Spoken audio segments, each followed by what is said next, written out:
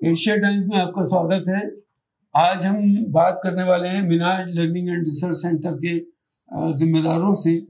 ये इदारा ओखला के इलाके में कायम हुआ है और ये एक अपने आप में यूनिक कंसेप्ट के साथ है कि कुरान को किस तरह अमली ज़िंदगी से जोड़ा जाए, कुरान के ज़रिए किस तरह पर्सनालिटी डेवलप की जाए और उसके मुख्तलिफ एस्पेक्ट्स पर अमली ज़िंदगी में कैसे काम किया जाए। इसके मुख्तलिफ शोबे हैं, उन शोबों में कुरान, हदीस, सीरत पाक, इसके अलावा इंटरफेथ स्टडीज़ और डिफरेंट डिपार्टमेंट्स हैं। हम उनके अलग अलग जिम्मेदार से बात करेंगे और आप तक फर्स्ट हैंड इंफॉर्मेशन पहुंचाने की कोशिश करेंगे। हम ये भी बताएंगे कि इस इदारे से जुड़ने के लिए आप क्या करें, किस तरह आप इस इदारे से जुड़ सकते हैं, अपने बच्चों को जोड़ सकते हैं और फ़ायदा उठा सकते हैं। Minhaj learning and research centre के MD जनाब मोहम्मद जावेद साहब हमारे साथ हैं और अब हम उनसे ये जानना चाहेंगे कि ये इदारा उन्होंने ओखला में क्यों कायम किया है और ओखला के लोगों को उससे जोड़ने की क्या तदबीर वो इख्तियार करने वाले हैं। जावेद साहब, आप थोड़ा सा अगर बताएं तो हमारे ऑडियंस के लिए सहूलत होगी। बहुत शुक्रिया गजाली साहब, आप यहाँ तशरीफ़ लाए और मुझे इस काबिल समझा कि मैं आपसे रूबरू हो सकूं। आपने फरमाया कि इदारा यहाँ खोलने के बारे में क्या सोच है इसके पीछे। असल में ये इदारा कहीं ना कहीं तो खोलना था जी। ये हम लोगों का प्रोग्राम पिछले 2 साल से चल रहा था, गौर फिक्र चल रहा था कि मिनहाज स्कूल, दरअसल स्कूल से शुरू हुआ था ये। अच्छा। कि स्कूल खोलना चाहते हैं हम। मिनहाज का जो एजुकेशन पैटर्न है वो डिफरेंट है बिल्कुल और मयारी है। ख़ास बात यह है जी। वो मदरसा टाइप नहीं है। जहन में एक बात टकरा रही थी बार बार, हम लोग महसूस कर रहे थे, हमारी पूरी टीम, कि जो एलीट क्लास है, जो बच्चे बड़े स्कूल्स में जाते हैं एजुकेशन के लिए, मॉडर्न एजुकेशन के लिए, वो दीनी तालीम से महरूम रह जाते हैं क्योंकि वो मदरसा जा नहीं सकते। इस फर्क को मिटाया जाए, इसकी कोशिश की जाए। एक अदना सी कोशिश है ये, और चूंकि मिनहाज इस पर खरा उतरता है, जिस तहरीक से हम जुड़े हुए हैं, वाबस्ता हैं, तो सोचा ये कि हम क्यों ना इस प्रोग्राम को, बहुत सारी चीज़ें हैं इसके साथ, बहुत बड़ी तहरीक है ये, बहुत बड़ी तहरीक है, तो सोचा ये कि यहाँ से शुरुआत करने की कोशिश करते हैं और इस फ़र्क को मिटाने की कोशिश करते हैं। उसमें क्या है, जो बच्चे मदारिस के हैं उनका भी हमने इसमें शमूलियत का प्रोग्राम रखा है। वो रहेगा यानी स्पॉन्सर के थ्रू या जो ज़कात फंड आएगा उसके थ्रू वो बच्चे भी फैज़याब होंगे यहाँ से इंशाल्लाह। लेकिन टारगेट हमारा अभी जो स्कूल्स के बच्चे हैं उनको, अब उनके मयार के मुताबिक ये है कि वो जहाँ पढ़ते हैं, जिस स्कूल में, वहाँ का एटमॉस्फेयर क्या होता है। स्कूल उनका अपना स्कूल का एटमॉस्फेयर होता है, फिर क्लास का एटमॉस्फेयर होता है। उसको मेंटेन करने के लिए हमने स्मार्ट क्लास बनाई हुई है यहाँ पर, ताकि उन बच्चों को यहाँ बैठने में कोई दिक्कत ना हो, कोई फीलिंग ना हो किसी तरह की। तो हमने यहाँ पर स्मार्ट क्लास बनाई है और उसके लिए हम फिर ऑन साइट क्लासेस भी शुरू करने वाले हैं। लास्ट 3 मंथ्स पहले करनी थी हमें ये, लेकिन चूँकि कोरोना का मामला चल रहा था तो एहतियातन उसको हमने पोस्टपोन किया है। तो क्या ये स्कूल के बाद में क्लासेस होंगी? ये इवनिंग क्लासेस होंगी। इवनिंग क्लासेस जी। इवनिंग क्लासेस के थ्रू हम कोशिश करेंगे बच्चों को तरबियत बेस्ड होंगी ये। सिर्फ नाज़रा कुरान नहीं होगा, सिर्फ उर्दू सिखाना नहीं होगा, सिर्फ कुरान पढ़ना सिखाना नहीं होगा, इसमें तरबियत बेस्ड क्लासेस होंगी बाज़ाब्ता, ताकि बच्चों की अमली ज़िंदगी में, जब ये अमली ज़िंदगी में कदम रखते हैं, तो जो कि मॉडर्न एजुकेशन तो ये से आरास्ता होते हैं अच्छी तरह, लेकिन दीनी तालीम तरबियत के साथ शामिल नहीं होती इनकी, लिहाजा वो अमली ज़िंदगी में नज़र नहीं आती, उसका कहीं भी कोई अक्स नज़र नहीं आता। जब कोई मामला आता है बच्चे के पैदाइश का, किसी की मौत का, किसी के जनाजे का या ईसाल सवाब का, तो वहाँ पर कारी साहब, हाफिज साहब को पर दारोमदार होता है, मस्जिद के इमाम साहब पर दारोमदार होता है। हम चाहते हैं, हमारा मकसद ये है कि हमारे बच्चे इंजीनियर हों, डॉक्टर हों, प्रोफेसर हों, किसी भी फील्ड में हों लाइफ में, वो कम से कम नमाज में क्या पढ़ रहे हैं उसका मतलब आना चाहिए उनको। जनाजे की नमाज पढ़ानी आनी चाहिए उनको। बच्चे की पैदाइश में क्या ज़रूरत होती है वो उन्हें आना चाहिए। जो तकरीबात होती हैं मजहबी, जुमे का खुतबा होता है, जुमे की नमाज होती है, ये सब चीज़ें उसको आना चाहिए। यानी इतनी मालूमात बेसिक कम से कम बच्चे के अंदर होनी चाहिए। तो मिशन मोड अंदाज में आप काम कर रहे हैं? मिशन है हमारा, ये मिशन है ये, और इस मिशन से ही हम लोग, इस मिशन को मद्देनजर रखते हुए सारी एक्टिविटीज़ जो है वो हम यानी उसको अमल में लाने की कोशिश है। तो अब चूंकि ये प्रोग्राम हमारा शुरू यहाँ से इसलिए हुआ चूंकि हमारी कम्युनिटी को ज़रूरत है। जहाँ भी शुरू होता हमारी कम्युनिटी में ही शुरू होता। तो हम चूंकि हम लोगों का कारोबार भी यहीं है, सोचा कि हाँ ज़रा ईजी रहेगा, यहीं से शुरू करते हैं।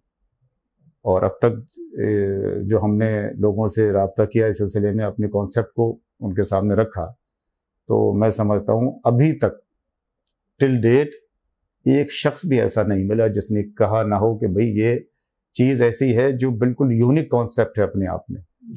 हर पढ़े लिखे शख्स से बहुत ज़बरदस्त पजीराई मिली है।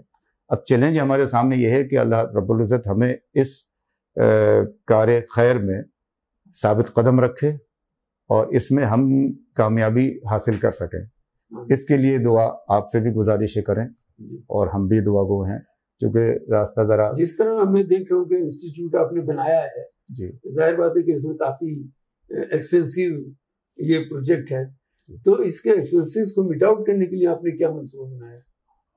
हम मुख्तसर 5 लोग हैं जो अपनी जेब ख़ास से खर्च करते हैं इसमें। हमारा यकीन यह है कि जब तक हम कुछ प्रोडक्टिव न दिखाएं अपने भाई लोगों को, अपने बच्चों को, तब तक हम उनसे ये नहीं कह सकते कि भाई हम अब चूंकि 5 लोग हैं, 5 लोग कितने इदारे चला सकते हैं? एक ही इदारा चलाना मुश्किल होगा, सस्टेन करना मुश्किल होगा इसको। अब चूंकि कौम का दायरा बहुत वसी है, उस वसी दायरे को फीडबैक देने के लिए हम ऐसी तरबियत, ऐसा तो नहीं चाहेंगे हम कि सिर्फ शाहीन बाग के बच्चे फैज़याब हों इससे, हम तो चाहेंगे पूरी कौम फैज़याब हो इससे। और उसके लिए शुरुआत यहाँ से है। और चूँकि बहुत बड़ा इलाका है हमारा ये पहला हमारा इस्टेब्लिशमेंट ये है। इंशाल्लाह ये जब हम फ्लोरिश हो जाएगा हमारा, तो फिर इसकी पूरे इलाके में शाखें खोलने का इरादा है हमारा।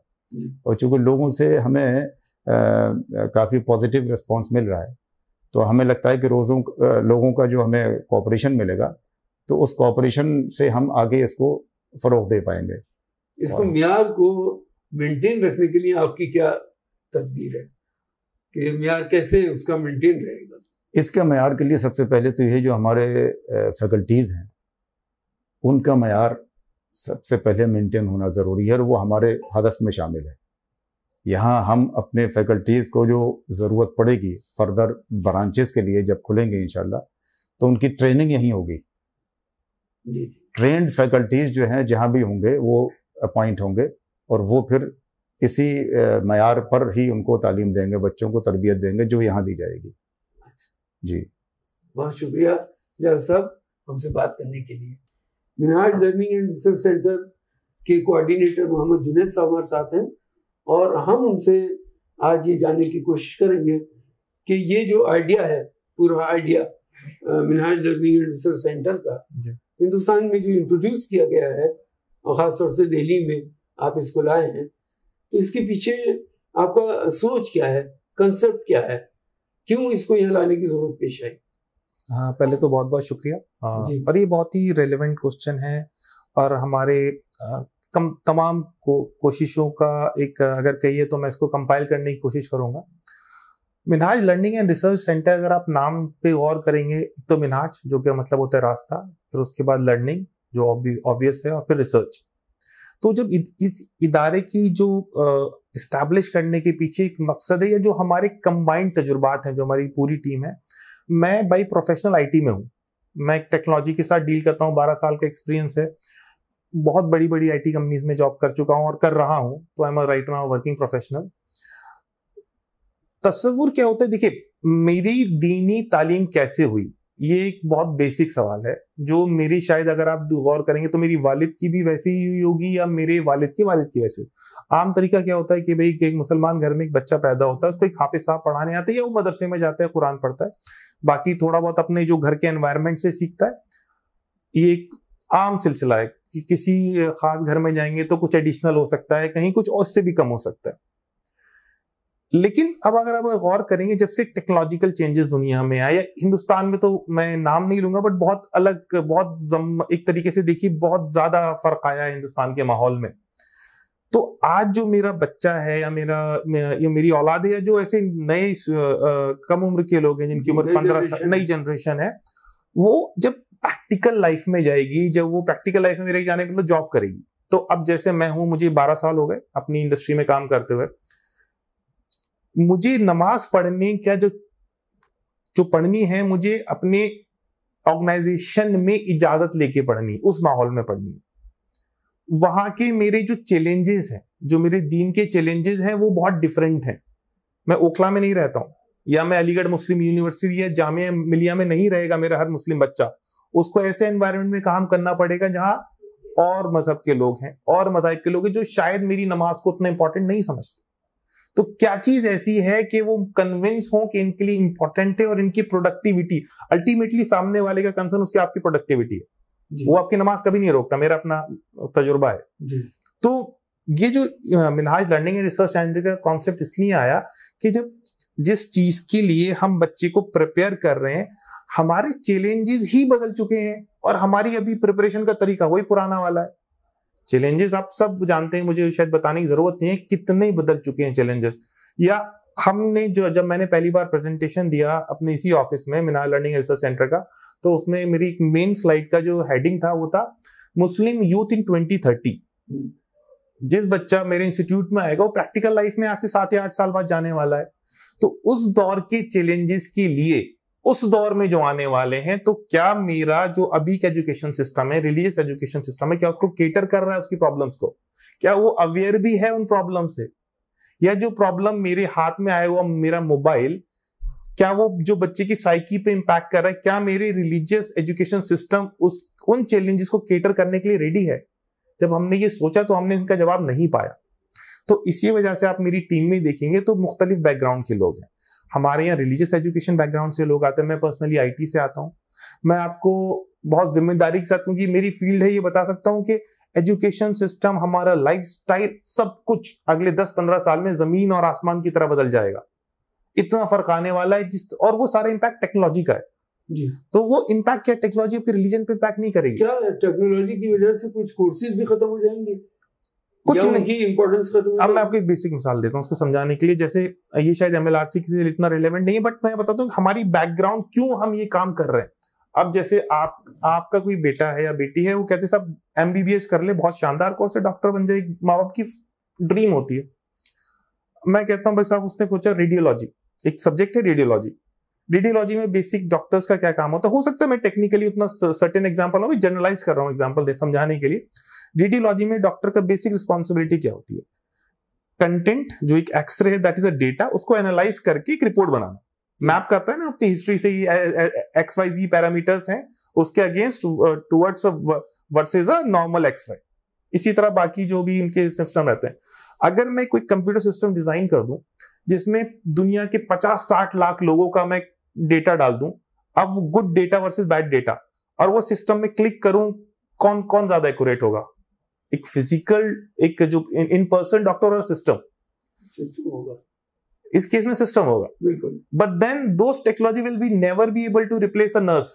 वो बैंडेज नहीं करेगा सिस्टम आपके। इसी तरह जो ये जो तस्वुर है, अब हम बच्चों को सिर्फ, जहां मैंने आपको जैसे मिसाल दी, मैं अगर मिसाल दूं, जैसे हमारे यहाँ बच्चा कुरान पढ़ने आता है, नाजरा पढ़ता है, सूरह रहमान आती है उस वक्त, तो अब सूरह रहमान में अल्लाह ने फरमाया है कि निकल सकते हो जिन्नो इंसान तो निकल जाओ, वहां पर भी तुम मेरी ही सल्तनत पाओगे। तो फल्कियात से बाहर निकलने की बात हो रही है।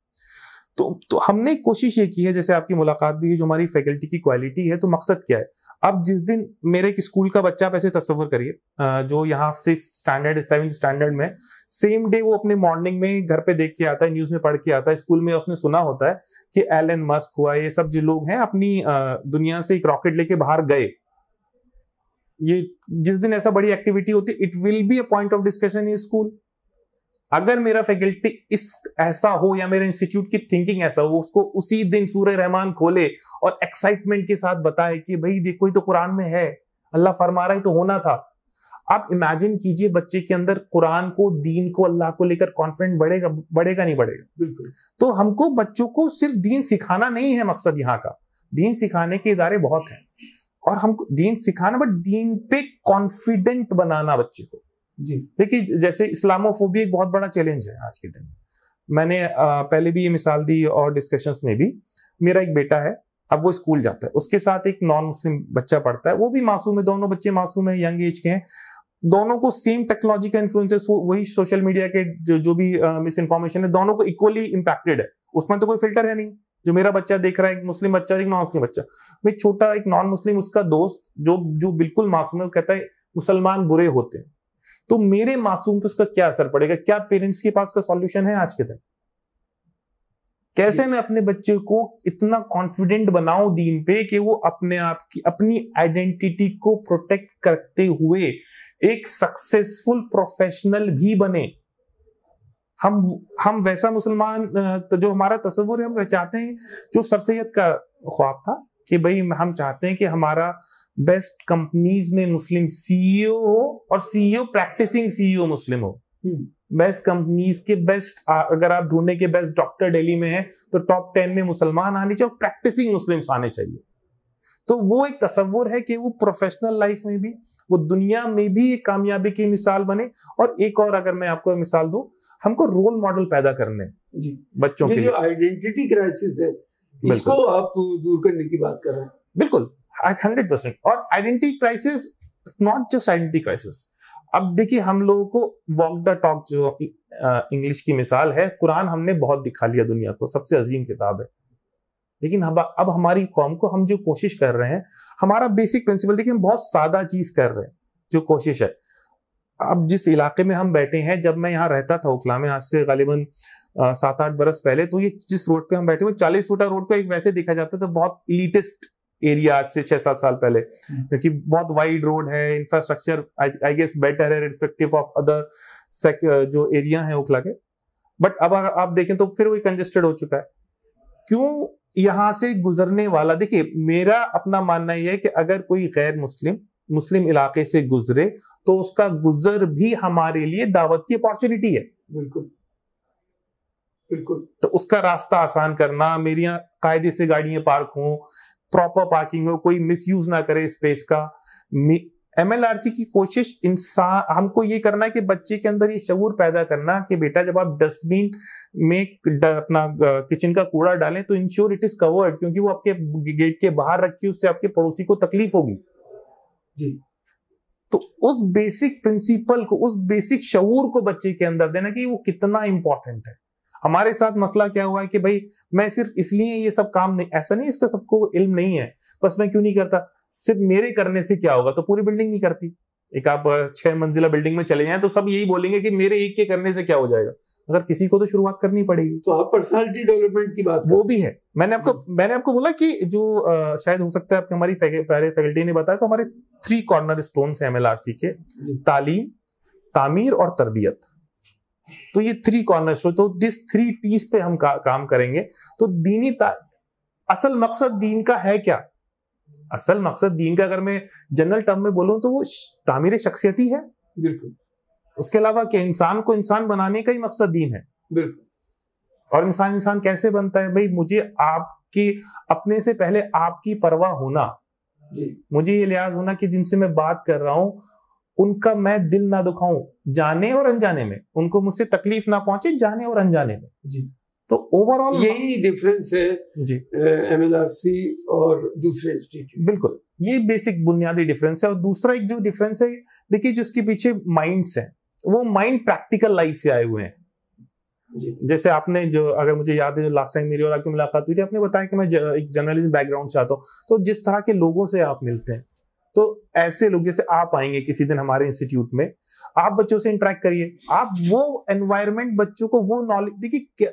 हमको अब मैं और आपसे बढ़ के कम्युनिटी की बात करनी है जी, तो जितनी मेरी जिम्मेदारी, आप क्या महीने में 1 घंटा निकाल के जो हमारे पास एक ऑडियंस, जो हमारे बच्चे होंगे, जो हमारे यहाँ क्लासेस लेंगे, उनको आप कितना कुछ दे सकते हैं अपने तजुर्बे के साथ उन चंद लम्हों में।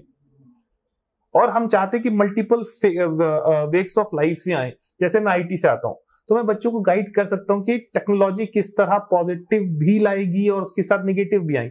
और सिर्फ बच्चों को नहीं, जो हम काम कर रहे हैं, हमको एक इकोसिस्टम बनाना है। सिर्फ बच्चों पे काम करने से हमें हल नहीं मिलेगा जो हम चाहते हैं। यहाँ पे वीकेंड पे उन बच्चों के पेरेंट्स को भी केटर किया जाएगा। भाई अगर मैं कोई टास्क देता हूँ, अब मिसाल के तौर पे मैंने बच्चों को बताया, साहब आपने खाने के क्या आदाब हैं, डाइनिंग एटिकेट्स क्या हैं, तो मैं बच्चों को सिर्फ उसकी हदीस की थ्योरी नहीं बताऊंगा। बताने का अंदाज क्या होगा हमारा, हमको बिठाएंगे, खिलाएंगे।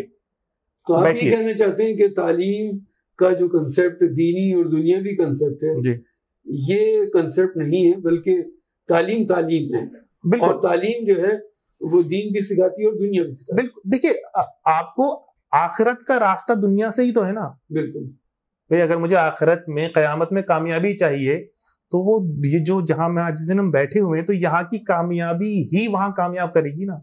जी जी, बस ये इंटरप्रिटेशन ये जरूर होता है कि हम दुनियावी कामयाबी किसे बोलते हैं जी, मगर असल तो भाई मुझे जिस जहां मैं बैठा हुआ हूँ यहाँ की, देखिए एक मैं अपनी एक बात करूं, एक बड़ा एक नोशन है जिसपे हम गौर नहीं करते। नबी करीम सल्लल्लाहु अलैहि वसल्लम की जाते मुबारका हो या साहबा इकराम की जाते मुबारका हो, नबी करीम सल्लल्लाहु अलैहि वसल्लम एक सक्सेसफुल बिजनेसमैन भी थे, एक सक्सेसफुल बाप भी थे, एक सक्सेसफुल शौहर भी थे जी। उन गोशों पे हम गौर नहीं करते। यही हजरत उमर की बात, हजरत उमर रज़ी अल्लाह ताला अन्हु काम करें, वो भी एक सक्सेसफुल बिजनेसमैन थे, एक सक्सेसफुल शौहर थे, एक सक्सेसफुल एडमिनिस्ट्रेटर थे जी। क्यों हम रिसर्च नहीं करते कि हजरत उमर फारूक रज़ी अल्लाह ताला अन्हु के एडमिनिस्ट्रेटिव एस्पेक्ट्स पे जी, क्या हमें हमारे बच्चों को उस एस्पेक्ट की जरूरत नहीं है हमारी कौम को। बिल्कुल। तो ये थे हमारे साथ मोहम्मद जुनैद साहब, जो यहाँ के कोऑर्डिनेटर हैं, और उन्होंने बताया कि Minhaj learning and research centre किस तरह दूसरों से मुख्तलिफ है। बहुत शुक्रिया, बहुत बहुत शुक्रिया। आज हमारे साथ गुलाम रसूल दहलवी साहब हैं, जो डीन फैकल्टी ऑफ MLRC हैं, और इस इदारे को हिंदुस्तान में और दिल्ली में खासतौर से कायम करने वाले लोगों में अव्वलीन सफ के एक मेंबर है। और उन्होंने इस मौजू पर न सिर्फ हिंदुस्तान में बल्कि हिंदुस्तान के बाहर भी बहुत काम किया है। आप UN तक गए हैं और वहाँ जाकर के भी इन आइडियाज़ को लोगों से शेयर किया है। आइए मैं मुलाकात कराता हूँ आपकी गुलाम रसूल दहलवी साहब से। आपका बहुत बहुत स्वागत है हमारे आज के शो में। और हम जानना चाहेंगे कि ये जो आपका सेंटर है, Minhaj learning and research centre, ये भारत में खास तौर से दिल्ली में क्या काम कर रहा है, और क्या इसकी और भी शाखें आपके प्लान में है हिंदुस्तान के मुख्तलिफ गोशों में कायम करने की। नाज़रीन किराम, अस्सलामु अलैकुम व रहमतुल्लाहि व बरकातुहू। May peace and divine blessings be upon all of you. Bharat में, हिंदुस्तान में, बर्रे सगीर में, जिसे हम अखंड भारत कहते हैं, Minhaj learning and research centre का क़याम और इसका इस्टेब्लिशमेंट दरअसल एक बड़े इल्मी, समाजी, फ़िक्री इनकलाब का पेश ख़ेमा है। इस पूरे बर्रे सगीर में, अखंड भारत जिसे हम कहते हैं, मुसलमानों का अभी भी कोई ऐसा कौमी, मिल्ली इदारा मौजूद नहीं है जो न सिर्फ मुसलमानों की तालीम और तरबियत का इत्मीनान बख्श इंतज़ाम करे, बल्कि उनके फ़िक्री सांचे को ढालने, उनकी तश्कील जदीद करने, community development and Muslim integration and national integration का काम करे। तो Minhaj learning and research centre का जो कॉन्सेप्ट है, वो सिर्फ एक एजुकेशनल इंस्टीट्यूशन का नहीं, वो सिर्फ एक कम्युनिटी एजुकेशन इंस्टीट्यूशन का नहीं, बल्कि मजमूई तौर पर एक ऐसे कौमी और मिल्ली इदारे का कॉन्सेप्ट है जो बैक वक्त कौम की फलाही, रिफाही, फ़िक्री, समाजी और सबसे अहम इल्मी तरबियत करे। और Minhaj learning and research centre के दो बुनियादी मकासद हैं। एक तरफ अगर तालीम है तो तालीम की जितनी भी शाखें हैं, इल्म के जितने भी ब्रांचेज हैं, उन सबको हम इकट्ठा करने की यहाँ कोशिश कर रहे हैं। मॉडर्न साइंसेस को रिलीजियस एजुकेशन के साथ यकजा एक हसीन इम्तिजाज के साथ पेश करने की कोशिश, वहीं दूसरी तरफ तालीम को तरबियत के जेवर से आरास्ता करके स्टूडेंट्स तक पहुंचाना। यानी तालीम और तरबियत, अब तालीम जब तरबियत के साथ मिल जाती है तो फिर होती है तामीर शख्सियत, पर्सनालिटी डेवलपमेंट या कैरेक्टर फॉर्मेशन। तो असल जो हदफ है वो हमारी कौम के नौनिहालों के कैरेक्टर बिल्डिंग और उनकी शख्सियत साजी के लिए हमने ये कौमी तालीमी अदारा कायम किया है। इसके कितने शोबे हैं और क्या क्या काम उन शोबों के तहत हो रहा है? MLRC के तकरीबन 15 डिपार्टमेंट्स हैं। मुख्तसर तौर पर मैं बयान करना चाहूँगा department of Quranic studies first and foremost, जिसके अंदर कुरान के तमाम उलूम, इल्म तफसीर है, इल्म तावील है, इल्म तर्जमा है, वगैरह वगैरह। डिपार्टमेंट ऑफ हदीस स्टडीज़, जिसके अंदर हदीस जो एक कंप्लीट साइंस है, प्रॉफिटिक ट्रेडिशंस। ये नहीं कि हम रिवायती अंदाज में हदीस पढ़ाएं, जैसे कि खुतबों में, मस्जिदों में भी हदीस की तालीम होती है, लेकिन हदीस से जो मॉडर्न इश्यूज पर हमें रहनुमाई मिलती है, for example environmental awareness, environmental protection, तो तहफ़्फ़ुज़ माहौलियात के लिए हमें क्या अहादीस की रहनुमाई मिलती है, वो चीज़ें बच्चों में बेदार करना, जागूज़ी करना। कंजर्वेशन ऑफ वाटर और जो प्लांटेशन है जी, इस पर भी आपका सेंटर कुछ काम कर रहा है? एब्सोल्युटली, यही हमारे सेंटर का इम्तियाजी वस्फ है कि जब वर्ल्ड वाटर डे आता है, जब इंटरनेशनल वीमेंस डे आता है, जब चिल्ड्रंस राइट्स डे आता है, तो हम इन तमाम अहम ओकेजन्स पे इस्लाम की जो रिवायत है और बेहतरीन जो हमारे यहाँ जो मिसालें मौजूद हैं, उन सब चीज़ों को हाईलाइट करके बच्चों को बताते हैं कि न सिर्फ आपके मुल्क की रिवायत में बल्कि आपके मजहब की रिवायत में भी ये शानदार चीज़ें मौजूद हैं। तो वर्ल्ड वाटर डे पे अभी हमने वाटर कंजर्वेशन की हदीसों को और इससे मुताल्लिक आयात को हाईलाइट किया, बच्चों तक अपने क्लासेस के थ्रू हमने पहुंचाया, जो ऑनलाइन वर्चुअल क्लासेस हमारी हो रही जी। और कौन से department? Department of Islam and modern sciences, ये बहुत अहम डिपार्टमेंट है। इस डिपार्टमेंट के अंदर मुसलमानों का जो खोया हुआ इल्मी वर्सा है, जिसे हम अजमत रफ्ता कहते हैं, उसको मुसलमानों के अंदर साइंसी मिजाज को, साइंटिफिक टेम्परामेंट को प्रमोट करने की कोशिश है। क्योंकि मुस्लिम दुनिया में बड़े साइंटिस्ट रहे हैं, फादर ऑफ ऑप्टिक्स रहे हैं, अल हैथम हैं, फादर ऑफ अल्कीमिया हैं, जाबिर बिन हयान हैं, इस तरीके से दूसरे बड़े बड़े साइंटिस्ट रहे हैं। और कौन से शोबे हैं? इसी तरीके से डिपार्टमेंट ऑफ वीमेन एजुकेशन है। तो वीमेन एजुकेशन में न सिर्फ ये कि वीमेन राइट्स इन इस्लाम, बल्कि जो औरतों के जो जदीद मसाइल हैं, जैसे कि वीमेन की जो मुस्लिम आइडेंटिटी है, बड़े मसाइल हिजाब पे चले हैं, तो राइट पर्सपेक्टिव क्या है, और इसी तरीके से जेंडर रिलेशंस क्या हैं, हम कैसे, अगर किसी की CEO या बॉस एक खातून है तो उसके क्या राइट्स होते हैं, उनके साथ कैसे एथिक्स और एटिकेट्स अपनाने हैं, ये सब चीज़ें हम वीमेन एजुकेशन में पढ़ाते हैं। और उसके बाद इसी तरीके से डिपार्टमेंट ऑफ इंटरफेथ स्टडीज़ जो हम कल लॉन्च करने जा रहे हैं इंशाल्लाह, ये डिपार्टमेंट बहुत अहम है। इसके अंदर हमारे मुल्क में जितने मज़ाहिब, ख़ास तौर पर जो खालिसतन हिंदुस्तानी मज़ाहिब हैं, यानी जो हिंदुस्तान में जन्मे हैं, हिंदू मत, बुद्ध मत, जैन मत और सिख मत, इन सब की ऑथेंटिक और एक्चुअल अंडरस्टैंडिंग को अपने बच्चों में प्रमोट करना, और इसी तरीके से वो मज़ाहिब जो बाहर से हिंदुस्तान में आए हैं, जैसे कि क्रिश्चियनिटी है, जुडाइज़म है और इस्लाम है जिसके हम लोग मानने वाले हैं, इनकी जो एक्चुअल टीचिंग्स हैं, इनके जो यूनिवर्सल ह्यूमन वैल्यूज़ हैं, जो आला अखलाकी इंसानी अक़दार हैं, इन सब को बराह रास्त स्क्रिप्चर से निकाल करके बच्चों तक पहुंचाना, ऑथेंटिक इंफॉर्मेशन देना मज़ाहिब की, ताकि आपस में भाईचारे का माहौल पैदा हो। जो टेंशन्स हो रहे हैं मज़ाहिब के दरमियान और फ़िरका कम्युनिटीज़ के दरमियान, वो टेंशन्स कम हो जब हम एक दूसरे को वाक़यतन जानेंगे कि जो तालीमात अच्छाई की, सच्चाई की, अखलाक की हमारे यहाँ हैं, दूसरे मज़ाहिब में भी हैं। और इसी तरीके से दूसरे मज़ाहिब के लोगों को हम ये बताएंगे कि देखिए, आपके यहाँ जो सच्चाई की तालीम गौतम बुद्धा ने 4 अष्टांग में दी है, रसूलुल्लाह सल्लल्लाहु अलैहि वसल्लम ने भी वो तालीम दी है।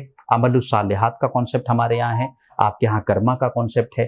तो इस तरीके से ये एक ऐसा मुआशरा कायम करना जिसके अंदर mutual understanding and respect for diversity create हो। किस किस उम्र के बच्चे आपके यहाँ जुड़ पाएंगे, या आपका फोकस टारगेट एरिया कौन सा है? देखिए, वैसे तो हमारा फोकस एरिया तो चिल्ड्रन है, क्योंकि बच्चे कौम और मिल्लत का सबसे कीमती सरमाया हैं। उसके बाद यूथ हैं, और यूथ में विमेन खास तौर पर हैं। अब बच्चों में हमने 6 years एंड अबव के लिए कोर्सेज बनाए हैं।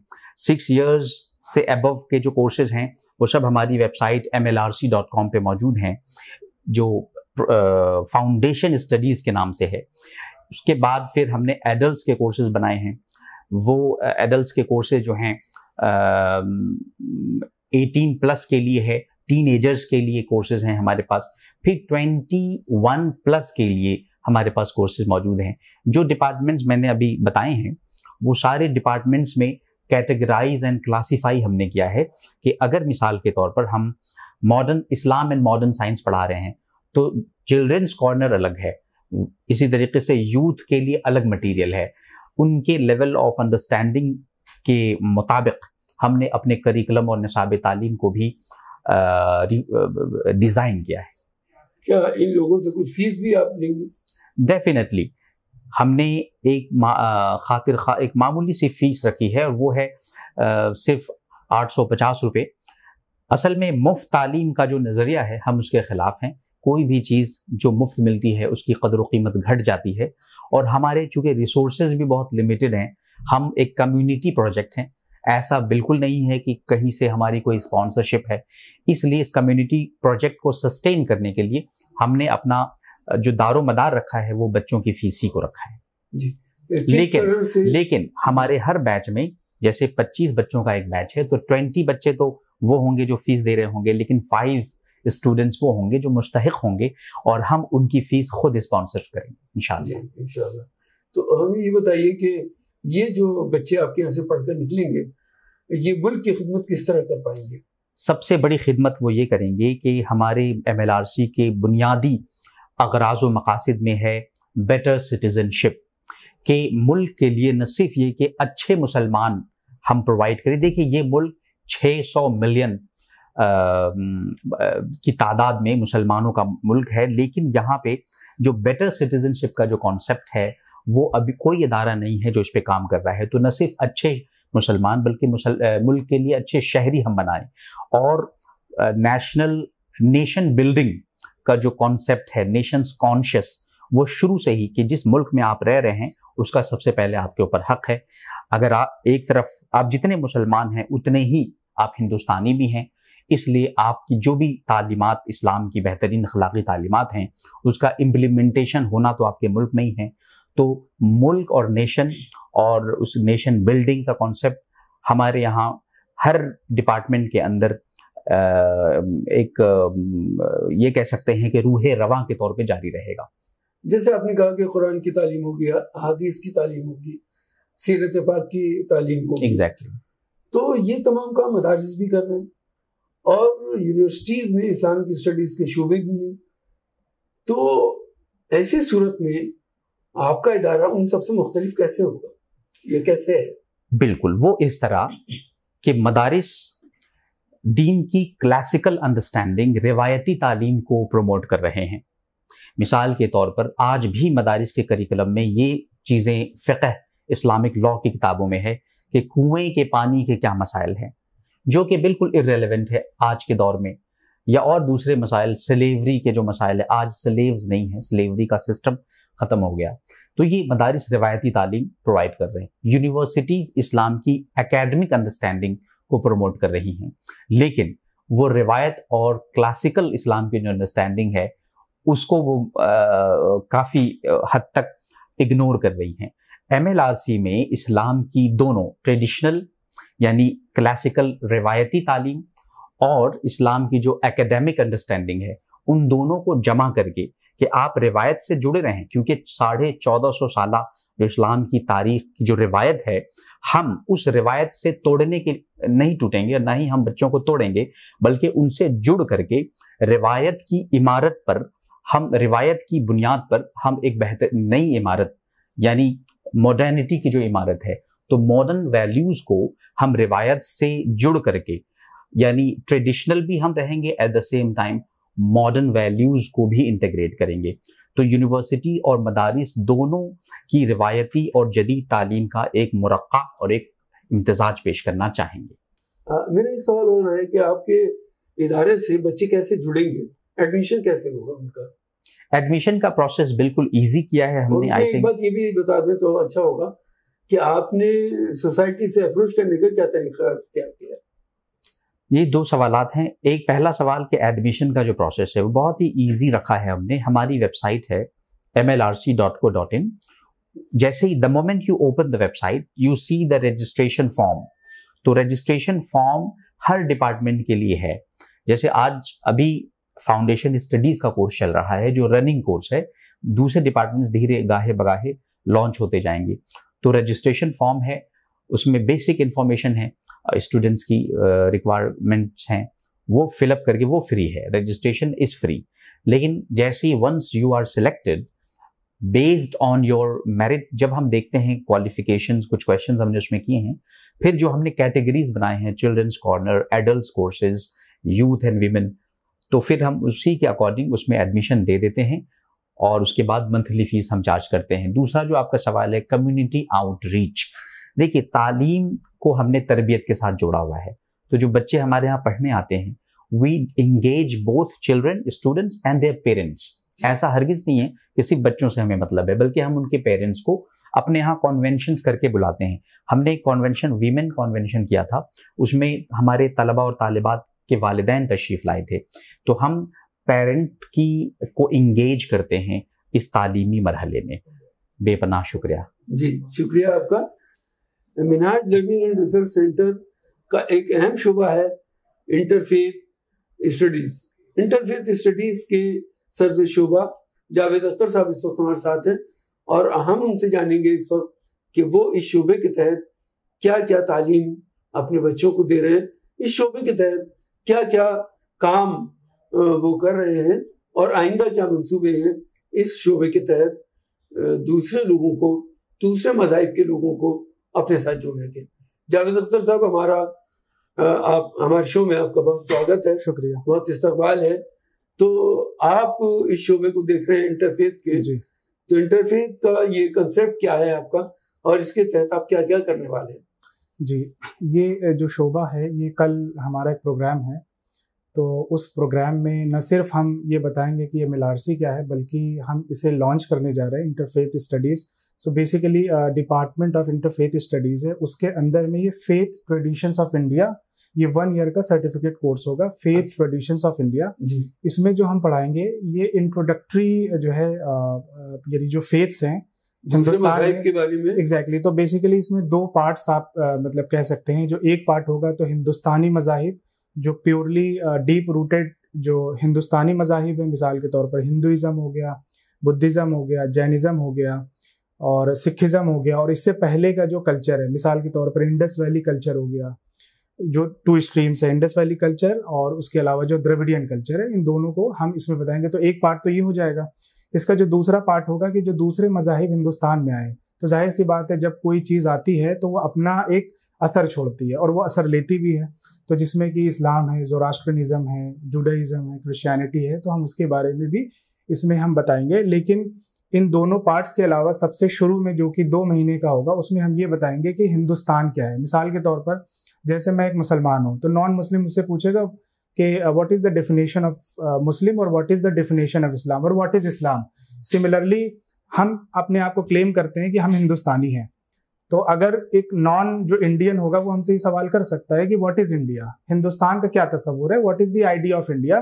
तो जाहिर सी बात है ये जो सवाल है ये मज़ाहिब से रिलेट करता है, क्योंकि हम हिंदुस्तान में रह रहे हैं। Hindustan multi cultural and multi faith जो है, यहाँ पर जो है प्लूरलिस्टिक सोसाइटी है। तो हम जो इंट्रोडक्टरी पार्ट है तो उसमें हम 3 या 4 चीज़ें पढ़ाएंगे, जिसमें एक होगा व्हाट इज़ इंडिया, हम बताएंगे हिंदुस्तान है क्या। उसके अलावा what is religion and different approaches of the study of religion. तो बेसिकली ये हमारा करिकुलम होगा। ये 1 साल का कोर्स हाँ, है। ये इंट्रोडक्टरी जो है करिकुलम होगा जी। इसके अलावा और क्या सब्जेक्ट्स हैं? तो अभी फिलहाल हम यही मतलब जो कल यही लॉन्च होगा। उसके अलावा फिर जो है एक एडवांस लेवल का कोर्स होगा, उसकी अभी हम प्लानिंग कर रहे हैं। वो भी 1 ईयर का ही होगा, लेकिन वो इसके बाद होगा। तो क्या दूसरे मज़ाहिब के लोगों को भी आप अपने इदारे के साथ जोड़ने की कोशिश कर रहे हैं? बिल्कुल। इसमें हम क्या करेंगे कि न सिर्फ हम इस पर किताबों को सामने रखकर हम दर्स देंगे, बल्कि हम एक्सटेंशन लेक्चर्स की भी हमारी प्लानिंग है, जिसमें कि जैसे मिसाल के तौर पर जैनिज्म में कुछ लेक्चर्स हैं, तो जो जैन जो गुरु होगा उसको हम इनवाइट करेंगे और हम चाहेंगे कि वो जो कि बेसिकली जैनिज्म है क्या, तो वो आए और यहाँ पर हमारे सेंटर पे हम उन्हें इनवाइट करेंगे और बताएंगे कि जैनिज्म है क्या। क्योंकि हम तो बताएंगे, लेकिन वो क्योंकि उस फेथ के हैं तो वो और अच्छे से बता सकते हैं। इसी तरह ये फॉर्मूला हम सब पर अप्लाई करेंगे। हम सिख जो है फेथ गुरु को बुलाएंगे, और जैसे कोई हिंदुइज्म को रिप्रेजेंट कर रहा है उसको हम बुलाएंगे। ये भी रहेगा हमारे। तो क्या ये पूरा का पूरा एकेडमिक एक्सरसाइज होगी या कुछ इसमें प्रैक्टिकल पार्ट भी होगा कि सोसाइटी के जो भी कॉर्नर्स हैं, जो भी मज़ाहिब के कॉर्नर्स हैं, वहाँ जाकर के बच्चे कुछ सीखे, कुछ काम करे, कुछ उनसे जाकर समझे कि एक्चुअल में प्रैक्टिस क्या हो रही है? ऐसा भी कुछ उसके अंदर है? जी, इसमें हम क्या करेंगे कि न सिर्फ एकेडमिक पार्ट होगा, यानी कि उसमें न सिर्फ दर्स व तदरीस होगा, बल्कि कुछ अदर जो है डिफरेंट एक्टिविटीज़ भी होंगी। मिसाल के तौर पर हम ये भी करेंगे कि जैसे अलग अलग रिलीजियस सिंबल्स हैं, तो जैसे एक चार्ट होगा, उसमें हम चीज़ें बिखेर देंगे। उसमें मॉस्क होगा, टेम्पल होगा, सिनेगॉग होगा, और फिर उस मॉस्क में जैसे बहुत सारी चीज़ें होती हैं, टेम्पल्स के अंदर बहुत सारी चीज़ें होती हैं, उसको बिखेर देंगे। और फिर हम स्टूडेंट से कहेंगे, और ऐसा मतलब ये जो MLRC है, तो इसके डोर सभी मज़ाहिब के लोगों के लिए खुले हैं। तो ऐसा नहीं कि सिर्फ हमारा टारगेट मुस्लिम तलबा होंगे, बल्कि जो दूसरे मज़ाहिब के हैं वो भी होंगे। तो उन सबको जो है क्योंकि देखिए रिलीजन पर डिस्कस करना ना एक तरह से अभी भी टबू समझा जाता है कि आप अपना रिलीजन अपने पास रखिए, और ये बहुत सेंसिटिव इशू है। तो इसलिए कभी कभी क्या होता है कि बहुत टफ हो जाता है मजहब पर बात करना, खास तौर पे जब जो है आपके क्लास में जो रिप्रेजेंटेशन है वो मुख्तलिफ मज़ाहिब के बच्चों का है। तो हम क्या करेंगे, उनको जो है इनवाइट करेंगे, और जो सिंबल्स है ना एक्टिविटीज़ के तौर पर, कि कब कहेंगे कि मस्जिद जैसे मान लीजिए मीनार है, तो किस चीज़ से बिलोंग करती है, तो पता चला जो गैर मुस्लिम बच्चा है वो मस्जिद में मीनार लगा रहा है। इसी तरह मान लीजिए चर्च का सिंबल है, तो मुस्लिम बच्चा है वो चर्च में सिंबल लगा रहा है, फिर उसी में क्रिटिकल क्वेश्चंस पूछ लिया जाएगा। तो इस तरह से कुछ इस तरह का पैटर्न होगा। अच्छा जी। तो इसमें कोई प्रोजेक्ट वर्क भी करवाएंगे? हाँ, जाहिर सी बात है, प्रोजेक्ट वर्क भी होगा इसमें शामिल। तो कई सारी चीज़ों को हम मिलाकर, और फिर हम जो है बेसिकली हम ना सिर्फ कलम से बल्कि अमल से भी इसको पढ़ाने की कोशिश करेंगे। यानी कि उसमें किताबें भी होंगी, उसमें लेक्चर्स भी होंगे, उसमें एक्सटेंशन लेक्चर्स भी होंगे, लेकिन उसमें बहुत सारी एक्टिविटीज़ भी होंगी, और हम उनको इन्वॉल्व करेंगे उस एक्टिविटीज़, और उसकी एक्टिविटीज़ के थ्रू हम ये कोशिश करेंगे कि उस रिलीजन का जो बेसिक्स है उसको वो बच्चे अच्छे से समझ सकें और जहन उस तरह से बन सके, ताकि उसका जो को रिलीजनिस्ट है, यानी कि उसका जो जहाँ पर रहता है, हो सकता है उसके बगल में रहने वाला शख्स जो है उसका नेबर क्रिश्चियन हो सकता है, हिंदू हो सकता है, या फारसी हो सकता है, तो उसको भी वो अच्छे से समझ सके, और एक तरह से पीस जो है जो कम्युनिकेशन गैप है उसे दूर किया जा सके। तो क्या इसके जरिए समाज में रवादारी को बढ़ावा मिलेगा? जी, तो ये जो कोर्स है ना, जैसे ये जो पहला जो कल लॉन्च होने वाला है, तो इसके बहुत सारे आउटकम्स जो हैं, उसमें से जो 3 है कि जो मफाहमत है उसकी जो फिज़ा है वो कायम हो, उसके अलावा इंसानियत के माबैन एक राब्ता कायम हो, और जो है जैसे बहुत सारा मिसट्रस्ट और गलत फहमियाँ जो हैं उसका एक तरह से उसको हम बर्स्ट कर सकें, उस मिथ को हम दूर कर सकें, और रिलीजियस यानी कि जो फेथ की एक अंडरस्टैंडिंग है, न सिर्फ अपना फेथ बल्कि दूसरे का फेथ, उसकी जो अंडरस्टैंडिंग है कि आपके फेयर एंड फेस्टिवल्स क्या हैं, आप किन मौक़ों पर खुश होते हो, किन मौक़ों पर आप जो है आपको दुख होता है, कौन से आपके जो है क्या बोलते हैं रिलीजियस सिंबल्स हैं, किस तरह का आप खान पान होता है आपके उसमें। तो इन सारी चीज़ों के सब बेसिक चीज़ें हैं, ये सब बीइंग एन इंडियन हमें जानने की जरूरत है, क्योंकि हम मल्टी कल्चरल सोसाइटी में रहते हैं। जो आपका 1 साल का डिप्लोमा कोर्स होगा जी, ये सर्टिफिकेट कोर्स होगा। ये सर्टिफिकेट जी जी। तो क्या कि किसी यूनिवर्सिटी से आपने इसको एफिलिएट किया? अभी तो ऐसा कोई प्रोग्राम नहीं है। अच्छा जी। तो कोई क्यों आपके सर्टिफिकेट कोर्स करना चाहेगा? ये इसलिए करना चाहेगा क्योंकि इसका जो बेसिक मकसद है कि जो यानी कि हिंदुस्तान में बेटर सिटीजन हम क्रिएट कर सकें, हम दे सकें, इस इदारे से बेटर सिटीजन निकले। दूसरा जो मकसद होगा कि जो एक ह्यूमन कंडक्ट होता है सोसाइटी में, एक ह्यूमन कंडक्ट होता है, तो उस पर हमारा फोकस होगा कि आपका जो कंडक्ट होना चाहिए वो रिलीजियस बेस्ड नहीं होना चाहिए, ठीक है। और तीसरा ये है कि आप खुद के अपने मजहब को अच्छे से समझ सके, फिलहाल ये होगा। और जाहिर सी बात है जो भी यहाँ से प्रोडक्ट निकलेगा और उसका जो रिस्पांस सोसाइटी में आएगा, तो जाहिर सी बात है फ्यूचर में ये हो सकता है कि शायद ये एफिलिएट भी हो जाए। जी जी। इसकी कोई फीस आपने रखी है? जी, इसकी जो है कोई भी अगर इस कोर्स को ज्वाइन करता है तो 850 रुपीज जो है वो है फिलहाल। जी। और एडमिशन कैसे होगा? एडमिशन अभी कोई पर्टिकुलर वो नहीं है कि जैसे जो भी लोग इंटरेस्ट दिखाएंगे तो पर्टिकुलर एक बैच बनेगा, जैसे 18 से 20 लोगों का बैच होगा। अब वो डिपेंड करता है कि कितना जो है कितने स्टूडेंट्स आते हैं। तो ये मान के चलिए कि 18 से 20 बच्चों का ग्रुप होगा और उसे हम जो है पढ़ाएंगे। तो इसमें आपने कोई सेमिनार और कॉन्फ्रेंस का भी कंसेप्ट रखा है? जी है, बिल्कुल है। जैसे किसी भी हम फेथ लीडर्स को बुलाएंगे, जैसे मैंने अभी बताया कि हम एक्सटेंशन लेक्चर्स भी करवाएंगे, जो डिफरेंट जो फेथ लीडर्स हैं उनको बुलाकर, जो एक्सपर्ट्स हैं उनको बुलाकर, उसके साथ साथ जो है हम वर्कशॉप हो गया या सेमिनार हो गया, उसको भी हम जो है हमारे जो है उसमें प्लान में। ये थे जावेद अख्तर साहब हमारे साथ, जो बता रहे थे कि इंटरफेथ स्टडीज के तहत क्या क्या सब्जेक्ट पढ़ाए जाने वाले हैं और यकीनन इससे एक बेहतर हिंदुस्तान बनने की तरफ एक पहला कदम होगा। बहुत बहुत शुक्रिया जावेद। शुक्रिया, थैंक यू। अभी हम बात कर रहे थे Minhaj learning and research centre के जिम्मेदारों से। हमने बात की Ghulam Rasool Dehlvi, dean faculty of Minhaj learning centre. हमने बात की जावेद अख्तर साहब से, जो इंटरफेथ स्टडीज के डिपार्टमेंट के हेड हैं। हमने बात की coordinator Minhaj learning and research centre जनाब मोहम्मद जुनैद साहब से, और आखिर में हमने बात की मोहम्मद जावेद साहब से, जो MD हैं, और उन्होंने हमें बताया कि ये इदारा मुख्तलिफ दूसरे मजहबी दीनी इदारों से मुख्तलिफ है और किस तरह इससे फैज़याब आप हो सकते हैं।